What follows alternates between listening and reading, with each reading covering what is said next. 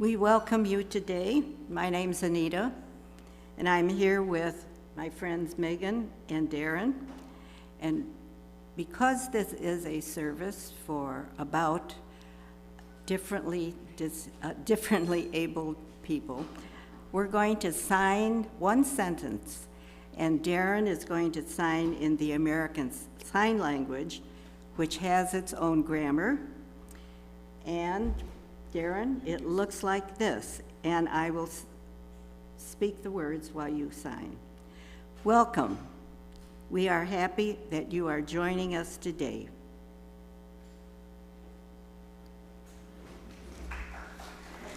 Thank you, Darren.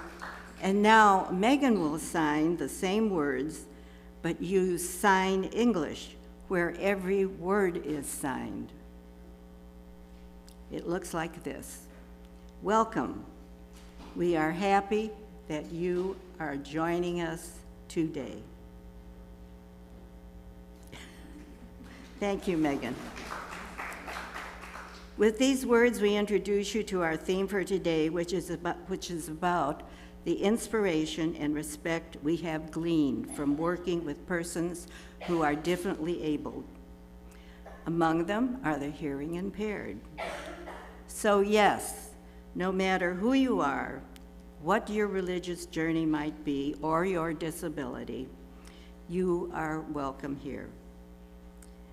Please raise your hand if you're a visitor, and if you've attended once or twice in the past, we'd like to get to know you. If you would like to identify, please rise and give your first name only, since we're on YouTube. Anybody want to identify themselves? Hi, I'm Patty. Okay. Good. Anyone?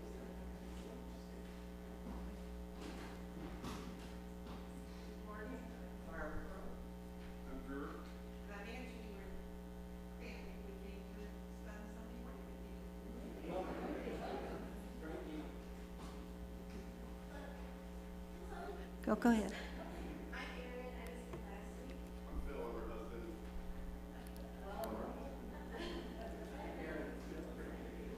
Good, thank you. Barb, who just got up, I've been teaching with her for years in Naperville. So thanks for coming with your family. And this is her second time here, and her son's. So welcome all. Although there are no formal religious education for children during the service, your voices are welcome, including the very young. And do we have an area where our children can go? In the back. It's not under the tree like we had expected it to be. So welcome all, and we hope to see you again.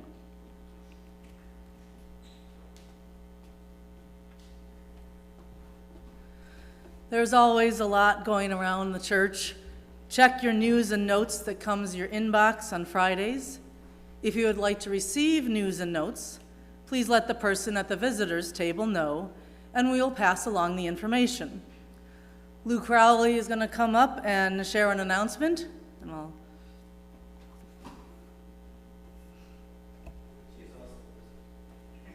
she's also at the visitors table.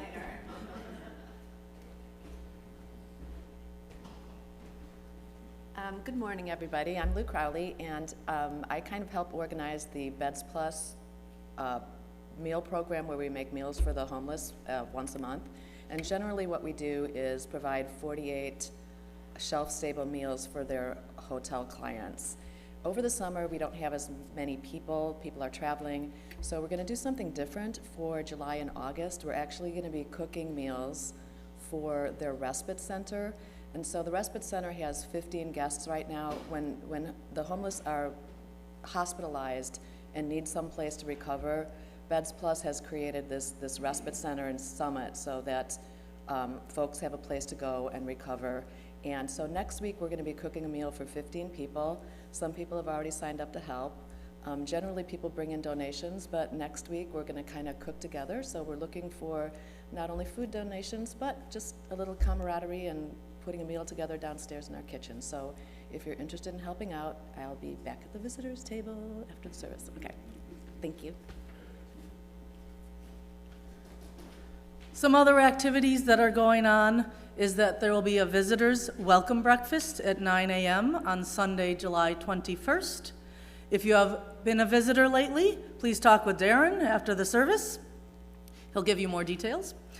There's a Buddhist meditation on Monday, and you can talk to Lenny Edgen. I don't believe he's here right now.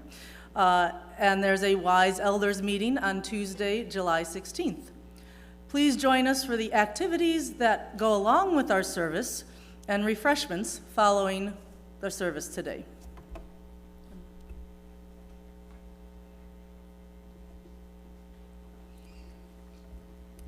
It is here together that we support one another in our quest to find meaning in our lives. It is here where we can ask those difficult questions. It is here where what is can be imagined into what can be.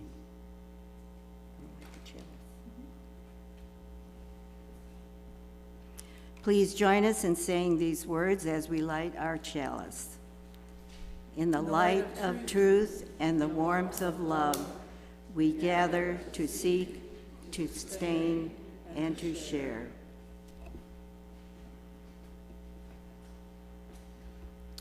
These words are by Helen Keller. Everything has its wonders, even darkness and silence. And I learned whatever state I may be in, therein to be content. If you are willing and able to contribute to the wonders of our church and the commitments we hold, we thank you for your continued support.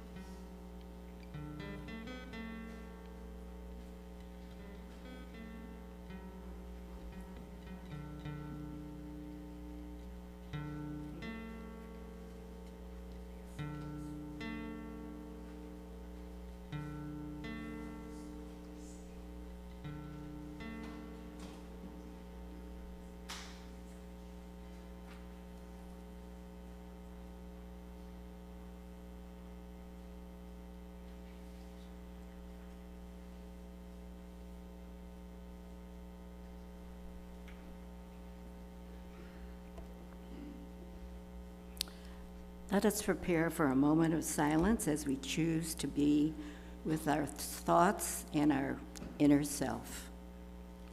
You may choose to close your eyes if you wish. Feel free to ground your feet, feel the ground beneath your feet, relax, and just breathe. I'd like to call Carol up, Darren and Megan and Tony.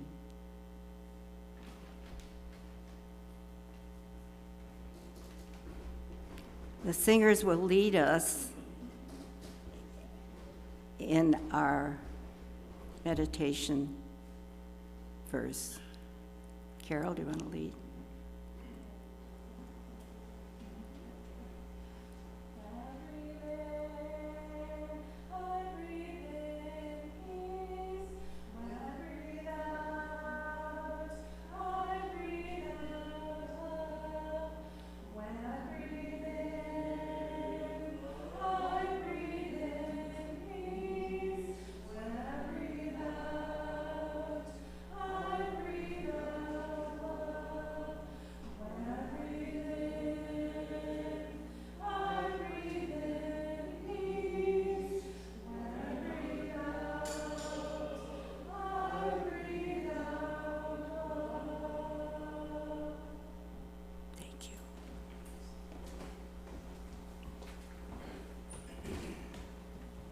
be with your thoughts for a moment.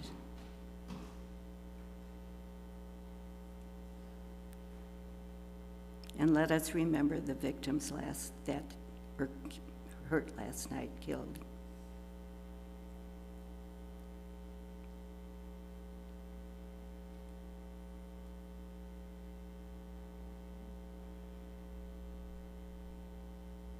Thank you.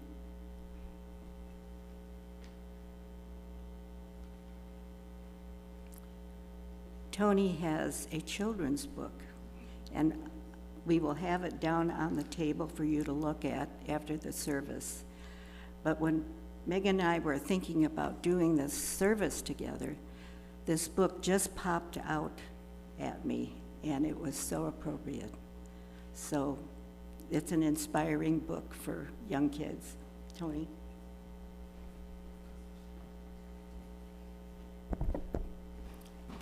You taught me.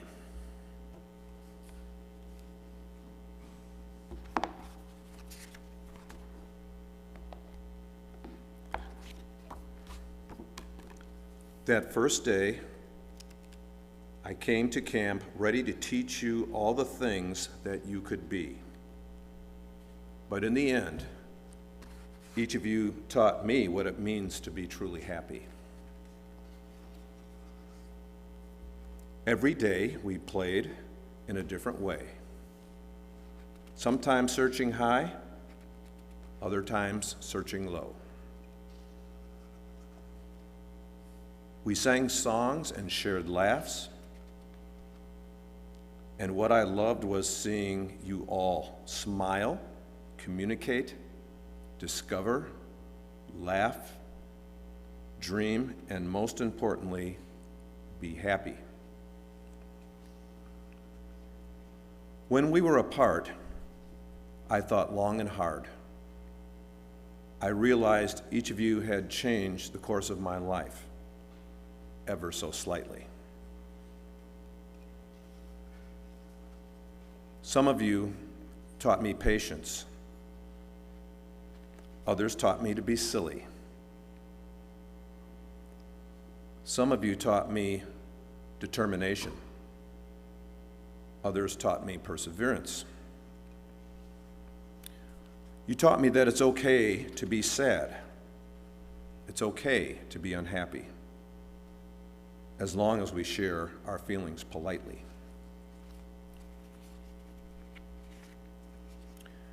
And some of you even taught me how to express an opinion politely.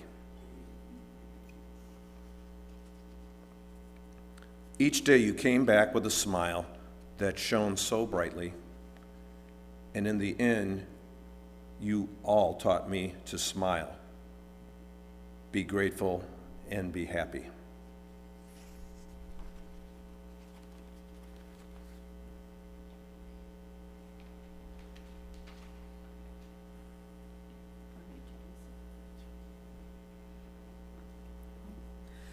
Anita and I are going to have a conversation between us about what we've learned from working with differently abled people.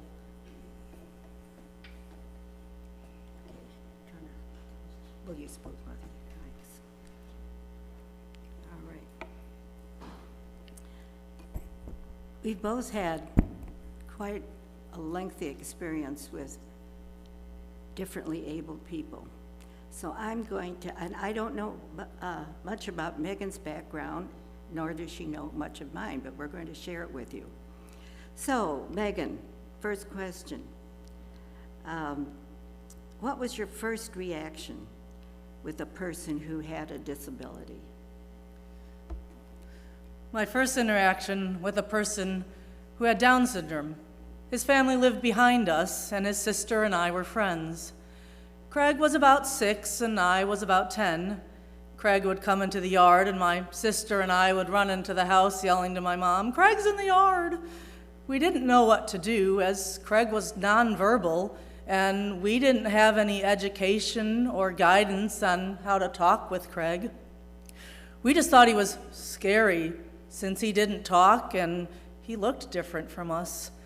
Mom would send Craig home and then we would go back out and play.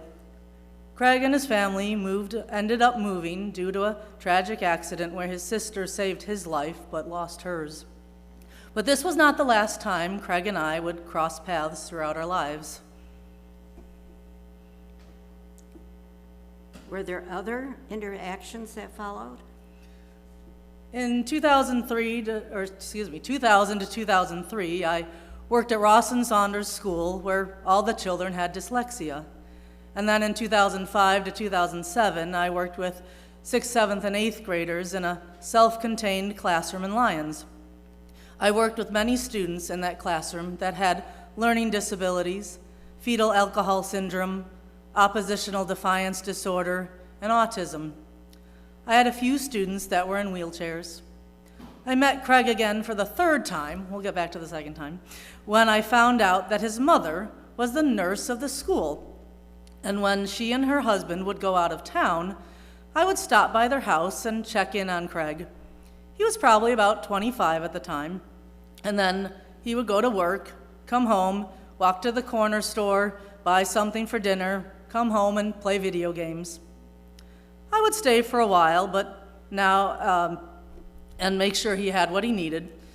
He was a bit more verbal by now and would try to tell me about his video games he was playing, but wouldn't let me play with him. Most of the time, he would just tell me he was fine and I could go home now.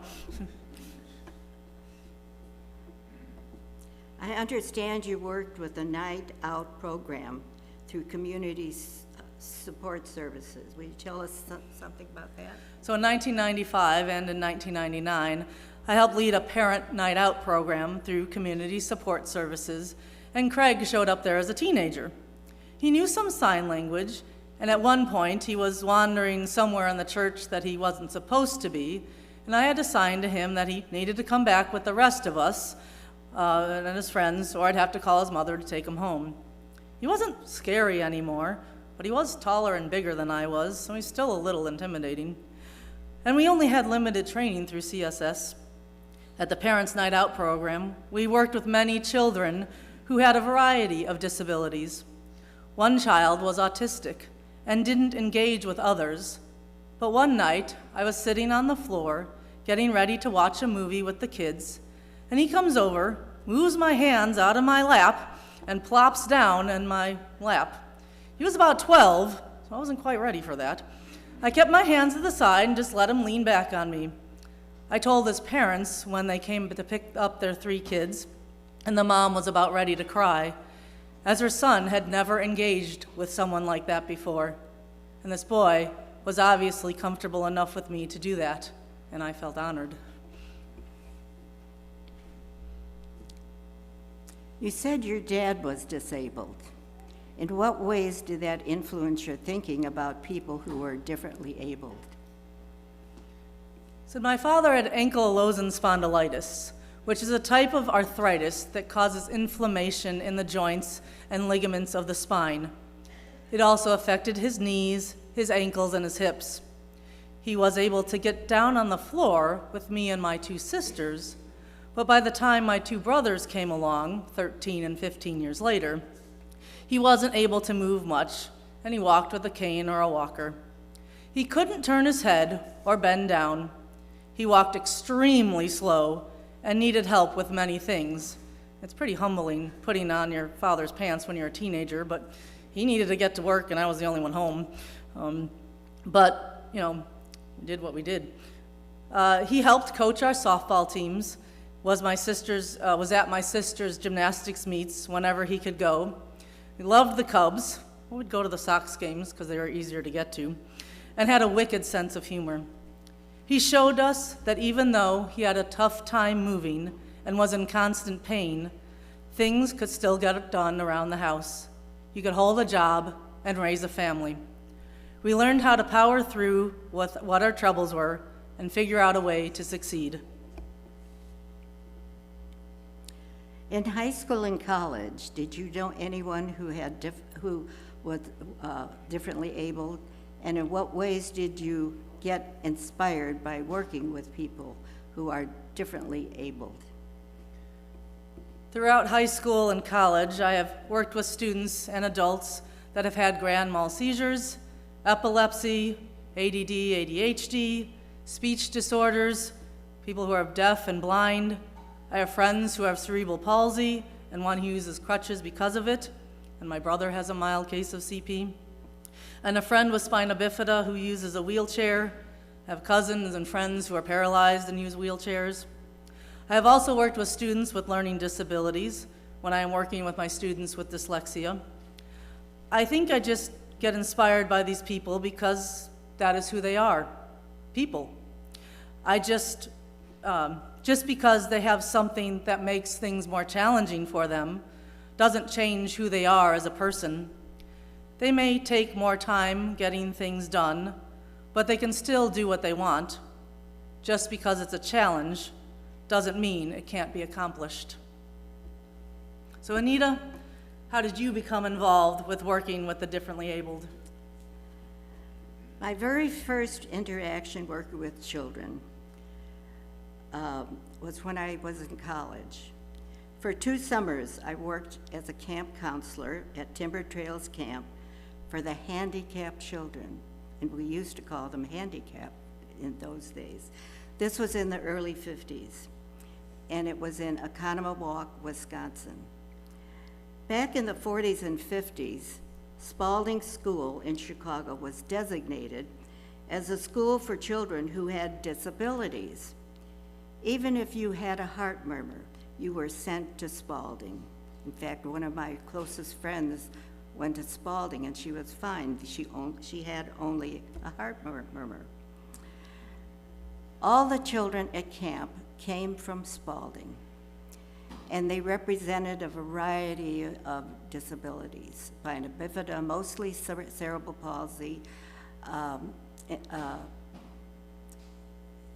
what else? Amputees, and I was new to all this, never had experienced a connection with a person with a disability.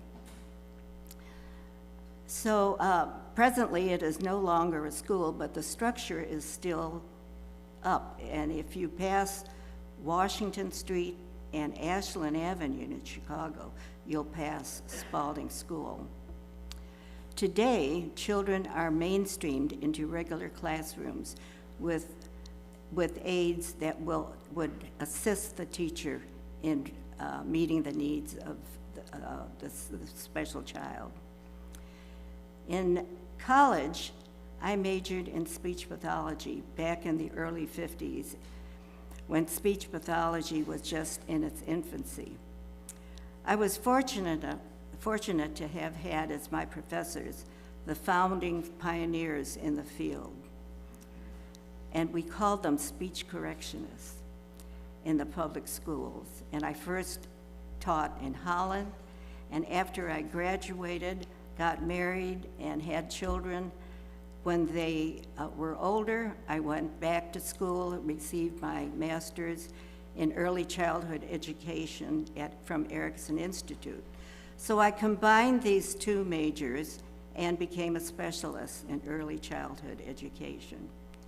After graduating, I became a special education preschool teacher in Naperville, which was one of the first preschool programs for children with disabilities in DuPage County. In fact, now in the last 20 years, Naperville has a school for preschool special education, not just 2 rooms or 3 rooms for differently abled kids. It's a beautiful school in near 75th in Naperville. And how have you been inspired by these children who are differently abled? I'd like to tell you a camp story, and sometimes it's good to be so naive and unexposed to things because you learn so much. I went to camp, and each week we had a new set of kids, and each group was around 6 in number. So I had my 6 little kids and treated them like they were normal kids, making their beds, cleaning up, taking care of their things. So the first day, I tried to teach them how to make their beds. And everybody followed nicely, except one little boy called Teddy. He just sat there on the bed, leaning against the wall with his crutches by his side. And I said, "Teddy, aren't you going to make your bed?" And he didn't answer. And I said, "Well, I could help you." He didn't answer. So I just let him be.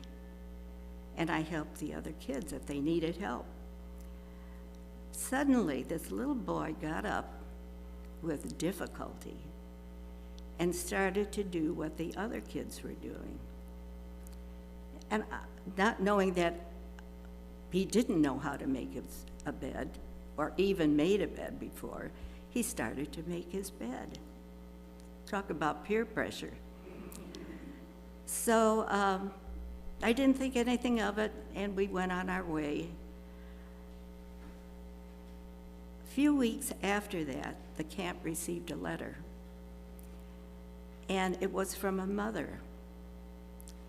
And she talked about her son, who never made a bed, who never fed himself, who never dressed himself. And it was Teddy's mother. How thankful she was for the people at the camp. I was just in awe because after a week I thought Teddy was used to doing all of this. He just wasn't doing it. So I began to think, I was so inspired by this incident that I always remembered, you never give up on kids. They will do what they will do, and they will want to do it after a while. And so I felt that knowing these kids taught me a lot. It taught me perseverance, it taught me acceptance, and a new way to look at humans. So I have another inspirational story to tell you. And it's about a little girl who walked into my preschool class in Naperville, Mill Street School. She was 3 or 4 years old, I can't remember. And she came in with a little blonde hair, bob, very quiet, and she participated in everything. We were not a regular preschool like they have now with cookies and milk. We had vegetables. And that was our snack every day. We had a different kind of vegetable. They didn't have a preschool curriculum back then. This was way back. And so we had to fly by the seat of our pants, so to speak. And we did whatever we could when we saw there was a need. I haven't been in special ed preschool for years, and I've been retired for almost 30. So I don't know what the situation is now, but I know there are many classrooms that have children who are different, I have to learn this term, differently abled kids, and they have aides to help meet the needs of these kids, which I think is great. And I guess if you get a chance to visit the school in Naperville, I think you'll be surprised. Well, this little girl came, and she was very quiet, and she participated in everything. And she didn't talk much, but I saw there was potential there, and she enjoyed being with us, and that was what counted, and she worked with all the kids. Would you believe this is 42 years ago that this happened, when she first walked into my room?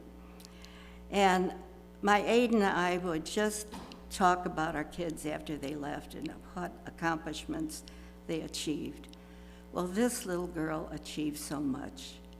And I've invited Molly to come and talk to you a little bit about her experiences. She is an Olympic champion, and I'd like you to meet her. Molly, will you come up?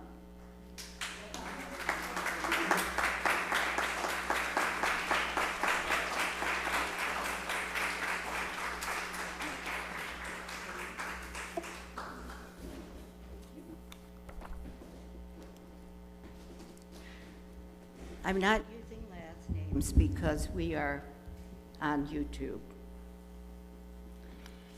And it's just, Molly, it's just a thrill to have you here. I can't believe 42 years has passed. It's very honored. Good, good. Okay, so I'm going to ask you a few questions. How old were you when you learned to ski? I was 6 years old. And was there a particular person who helped you?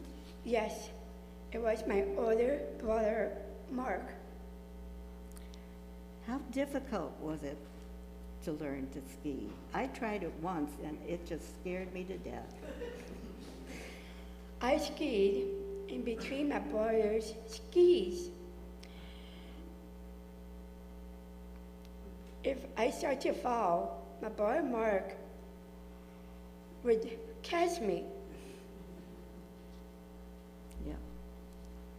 And did he hold you between his legs to help you? Yes, I wish I had someone like that. When you find something challenging, how do you deal with those challenges? it was very hard to ski on icy slopes, so I just decided on to slow down my speed on my skis. How do you do that?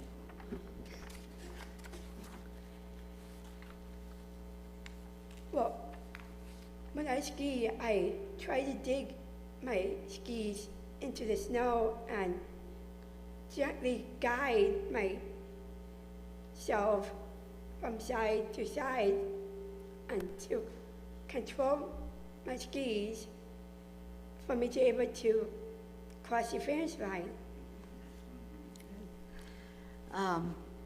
Tell us a little bit about your experience at the Olympics in Japan. It was in 2005, I believe. That's correct. Okay, tell us a little about that. And I was 28 years old back then. Back then.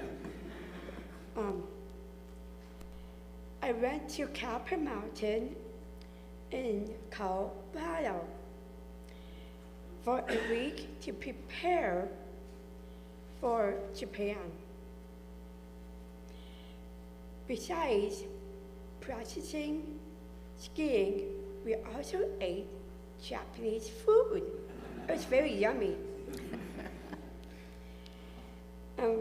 When we got to Japan, we stayed in people's homes and visited schools. Did you sleep on the floor? No, Oh, okay. Okay. Opening ceremonies, tell us a little bit about that. we had opening ceremonies with drums, dragons, and serpents. We stayed at Olympic Village, and then the games began with athletes from 178 countries. What happened on the run down the slope? I loved your response when you were asked about your fall. Can you please tell us about that? I would love to. She fell. And you? It was very icy when I started that race. When I skied, I fell. My skis fell off, my poles and my boots came off, snapped on me too. So I had 2 minutes to put all my equipment back on and my goggles were filled with snow completely. It was very hard to see the rest of the course. So when I crossed the finish line, I told my parents and my brother I've trained not to quit. I love it. I trained not to quit. Yes, thank you. Oh, that was great. Now, which races did you participate in? Alpine, downhill. I came home with the silver.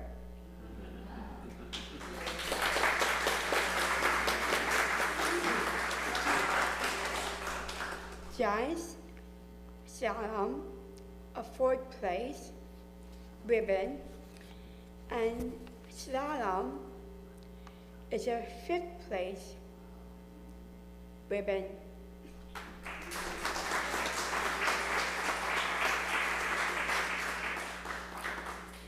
Are there other sports you participate in?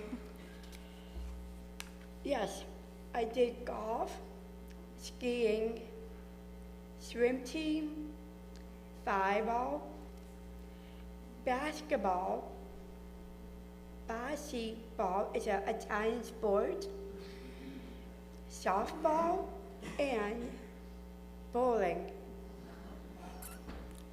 Now, do you have a job that you go to every day with doing all this? I worked for Endeavor Health and Fitness Center.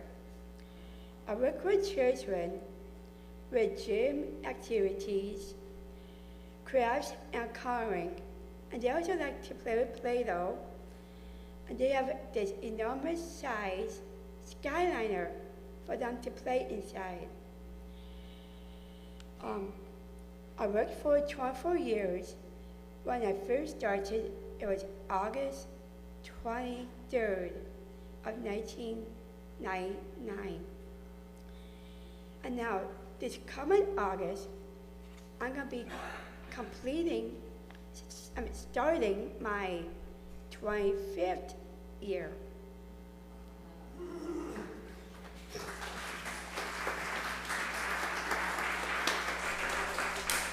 I've seen you once in a while at the fitness center, but you were always too busy. That's my job. What do you want people to know about people who have a disability? We all are life learners, and we are willing to accept new challenges presented to us. And what do you tell yourself when you come across a difficult situation or when you want to try something new? When you are doing something new, when I am in a new play, I study my lines a lot until I know my lines by heart. I practice every day, and I practice my voice inflections. And I also practice my hand gestures, breaking down the role into small pieces and learning each part all together. I hired a personal trainer to do land training for a couple of months before Japan. In preparation, I took a conversational Japanese course at College of DuPage. Domo arigato gozaimasu. That means thank you very much.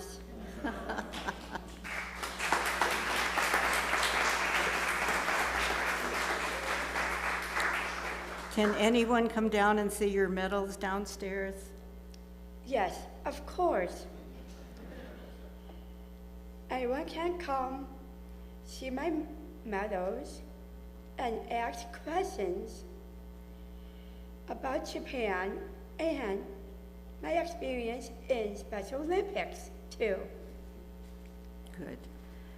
Now, are there any stories your parents would like to share with us? I would like my parents to come forward and share their stories about me.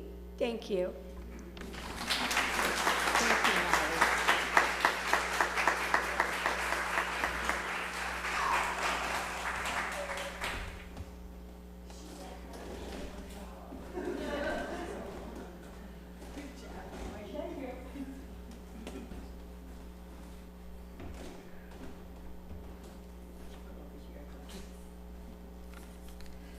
You know, I guess thinking back in preparation for Molly's talk today, it caused me to go back and think, you know, what made Molly who she is today? And you never know whether it's nature or nurture, you know, so you never let it be that it's nature is going to allow her to be who she is. So you're always doing the nurture part too. And I think education, I mean, she was so fortunate to have teachers like Anita and all the way through. I mean, everybody had the bar raised very high, and she met their expectations. And, you know, she's always been self-confident. When she was 2, I remember she wasn't even walking yet. We took her clothes shopping and let her pick out what she wanted at age 2. She picked out a black football jersey. And I thought, we are in trouble. You know, this is what she wanted. But see, this is how she grew up, emulating her brother. She would go to his track meets, his football games, his baseball games, his soccer games. So she grew up wanting to be a jock just like her brother, and she really did. I mean, at one point, she was the pitcher on her softball team, and she was the only girl on the softball team, and she was the pitcher. And, you know, they went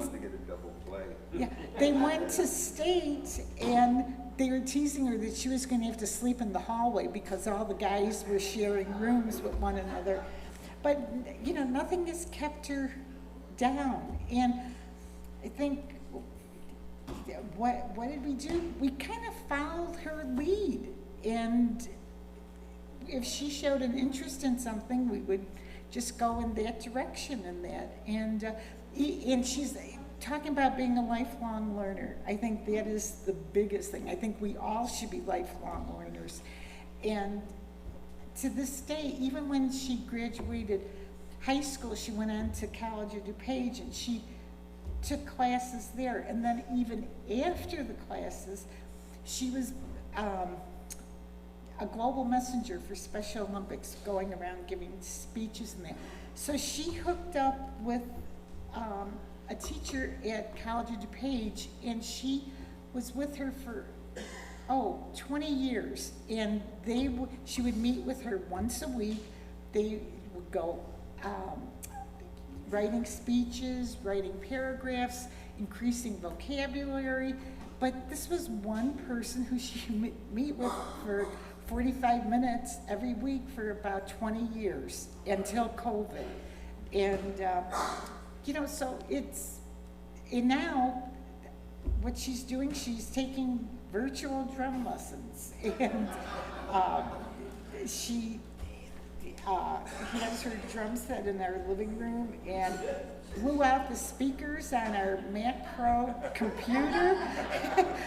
But we just bought external speakers and it's working again. And what we did was buy her an iPad and said, okay, now you could use the iPad for your virtual lessons, you know, with the drums. And so she blows out those speakers. It's her responsibility. But again, what Anita was saying about the child making the bed, that is so important. I mean, you know, life skills are just so important, and from the time she was little. See, I taught Montessori preschools, which is very into life skills and that. And to this day, Molly can reconcile her own checking account because of the experience. Another teacher she had, Maureen Collins, taught her touch math, and she still uses it to reconcile her own checking account. And you know how many steps, and she balances to the penny. So, you know, I'm very, very proud of her and just so happy with what she's done. But thank you.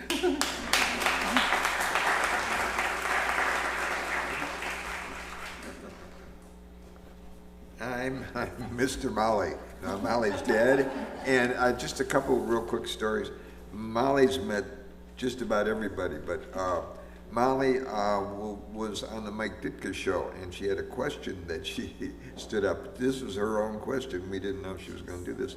She wanted to know when girls would be able to play on the Bears team. Well, Mike Ditka thought this was fantastic. He invited her to Hallis Hall, and she practiced in a closed field because he was man at the press at that time. It was a closed field with all the Super Bowl Bears. So it was just, we didn't even know it was going to happen. We didn't have a camera, but she was out there with all these stars playing football. And a year later, we were on his show again, the Mike Ditka show.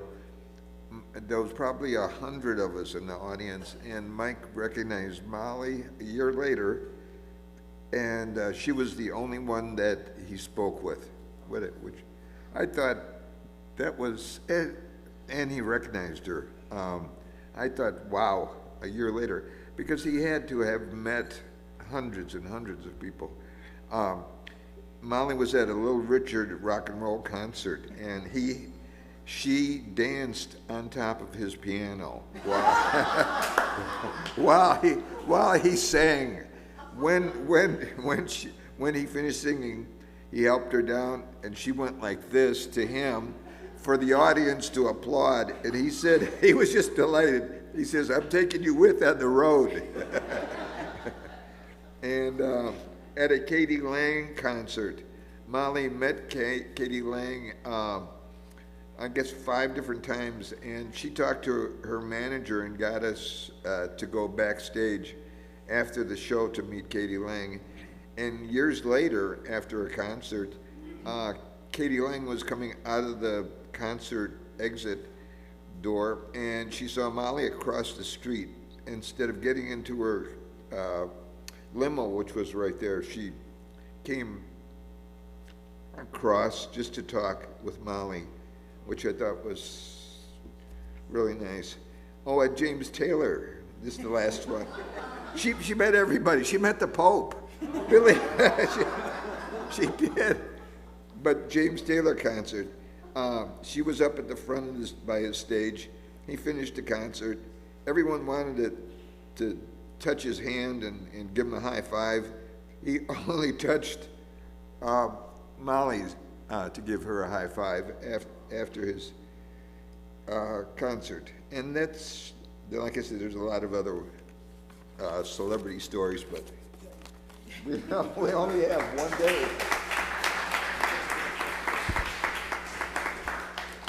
Thank you, Alice and John. And John used to work at the Arboretum with Carol Doty, so they're very close too.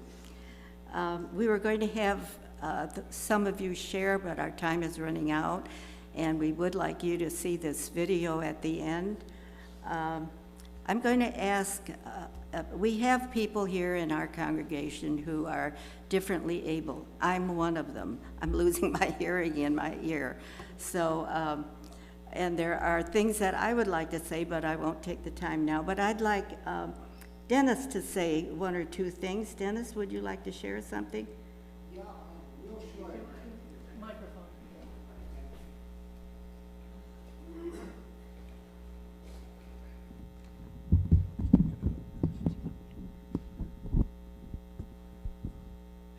I think one of the things we should all remember is that the easiest word in the English language is no.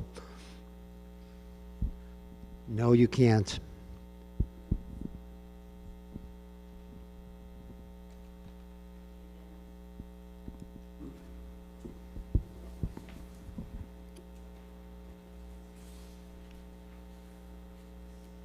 Okay, let's see. Do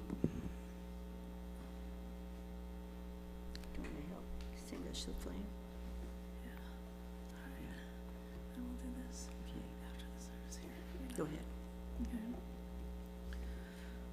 So after the service, we invite everyone to try some of our activities we have at the tables downstairs to give you an interaction of what it might be like being a differently abled person, and you can share your experiences with people downstairs. And now I'll extinguish the flame. Please join these words. We extinguish this flame, but not the light of its truth, nor the warmth of our commitment, nor the fire of our commitment. These we carry in our hearts and share with all the world. We will not have closing words, but the closing words will be the words of the video. So this video is only 2.5 minutes long. It's our closing to our service today. Thank you for coming. And Molly and her folks, thank you for coming too. It's been a pleasure. It was fun.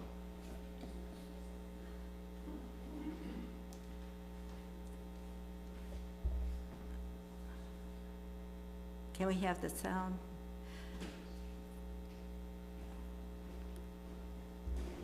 This song is called A Differently Abled Man, and it was written by a mother for her son. And you will see shots of her son quite often, and he is autistic. So this was meant for autistic kids.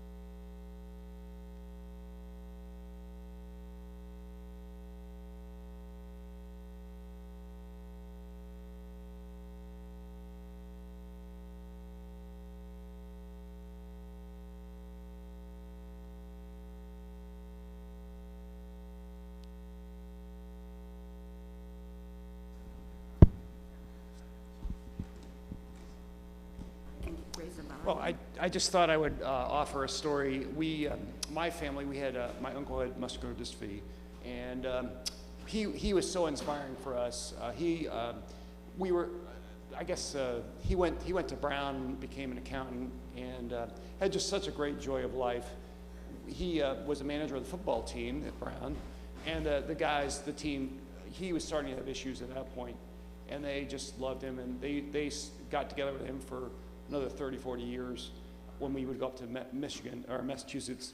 And then we made trips around the world, out to Mexico and Peru, even though he had a wheelchair. He had just such a great joy of life and was so inspiring for all of us. And we thought, and also I think it sort of made us aware of that life has misfortune sometime, but also the kindness of so many people that would encounter him and how they embraced him. And we just thought he was wonderful. So. Thank you, Steve.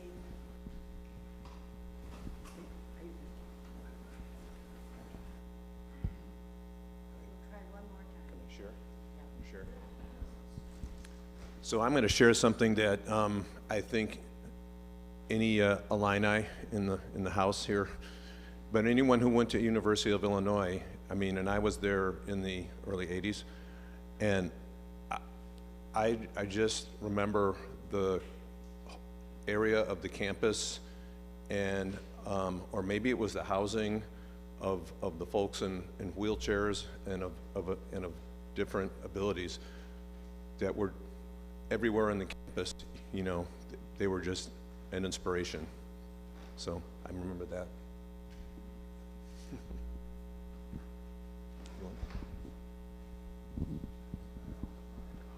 My first interaction with someone with a disability was literally at birth. My mother's sister had cerebral palsy and mental retardation, and then she came to live with us when I was 2 when my grandmother died suddenly.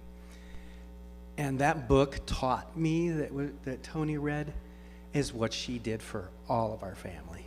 She taught all of us humility and love and how to have a sense of humor. And it was a challenge. I was 2, I guess. No, actually, she came to live with us, when my grandmother died. And, we didn't know her all that well, and it was quite an adjustment, but it didn't take long for us to feel like she was just our little sister, even though we were both a lot younger than she was. But having her live with us inspired both my sister and I to go into caring professions for a number of years. I worked in the disabilities field, and my uncle was also deaf, so that's most of where I learned sign language. Do we have audio yet? I'm not going to fill all the time, but I had the good fortune of getting chosen to work in a Helen Keller Deafblind Institute national pilot project right out of college. And it was just the most humbling experience, and I'm going to tell you about my best friend, Freddie. He was deaf and blind. They were all men who had been institutionalized after a certain point. When I say institutionalized, they were in a big deaf and blind institute. And they put together this pilot program through Helen Keller, and all these deaf-blind gentlemen lived in one home in Oak Park. Are we good? I can sing if you want. And Freddie also was in a wheelchair, used a wheelchair. Nonverbal, of course, and he had terrible cataracts, so his eyes were completely fogged over. But he wanted to know everybody. So here he is wheeling around. He's feeling constantly around, who's around me? And he would see who you were and put his hand on your face. And he knew who I was by doing this. And he would do my name sign and just laugh. And so when he liked somebody, because I'm kind of known to be silly, but he was so much fun to go around in the community with. He would try to lead in his wheelchair because he had his feet sticking out, so he would know when he was encountering something. But he was ornery. I had a coworker in that deafblind. Oh, there we go. I am differently able man.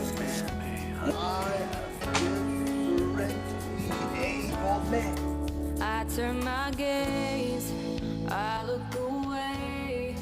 that doesn't mean I have nothing to say. So don't ignore me, don't give up on me. I'm trying hard to do as you please. 'Cause I can hear you when I'm not looking at you. I can see you without staring at you. I can feel you, we don't have to touch. I'm a differently able man, and I matter so much. And I matter so much. We're all different, no two are the same. So get to know me, remember my name. And just like me for who I am. And be patient, try to understand that I can hear you when I'm not looking at you. I can see you without staring at you. I can feel you, we don't have to touch. I'm a differently able man, and I matter so much. And I matter so much.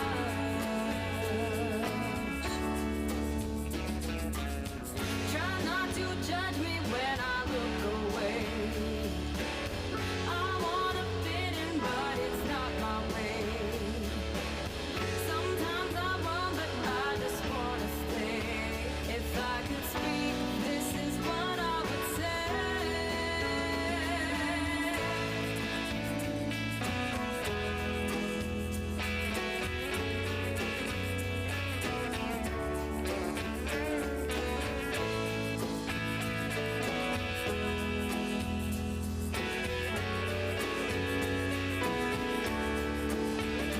I can hear you when I'm not looking at you.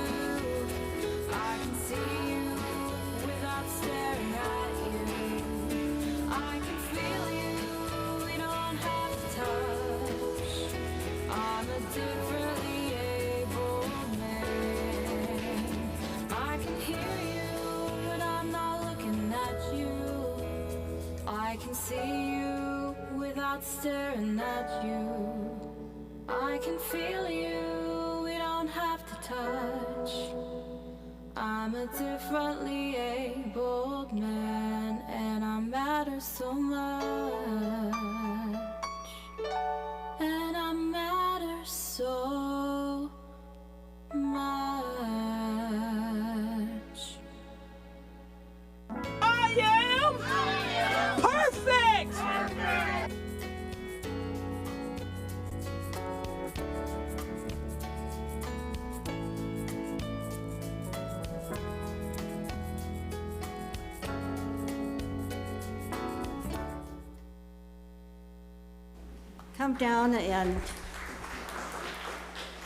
Come down and meet Molly and her medals and for refreshments. Thank you, Anita. Thank you. You got her off to a good start.